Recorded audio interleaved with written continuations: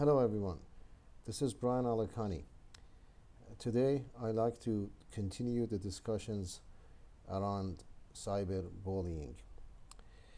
On my previous video I mentioned to you how you should go about collecting digital evidence.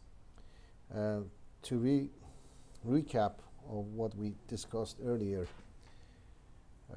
cyberbullying is a situation when somebody posts derogatory content on the internet about somebody else. This comes in the form of blogs, postings, and usually, most often, that person impersonates another person.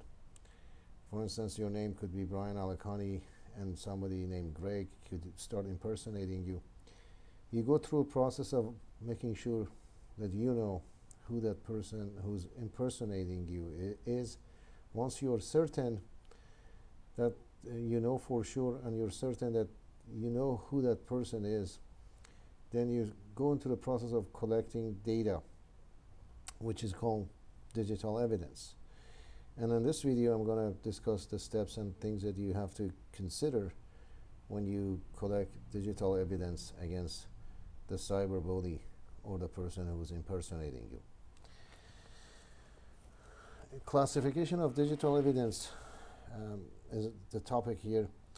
Digital evidence can be classified, compared, and individualized in several ways. One way would be content. Investigators use the contents of an email, blog, a YouTube video, or any form of digital content to determine which computer it came from. Swap files or slack space contain a random assortment fragments of digital data that can be often classified and individualized.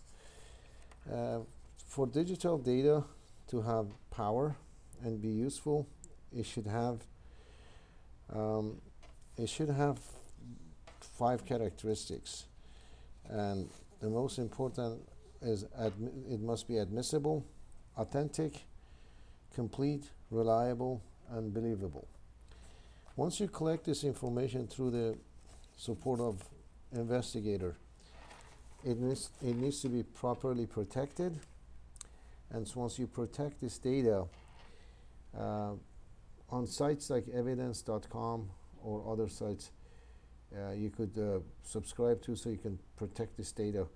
Then you can go to the next phase, which is bringing legal action against that person.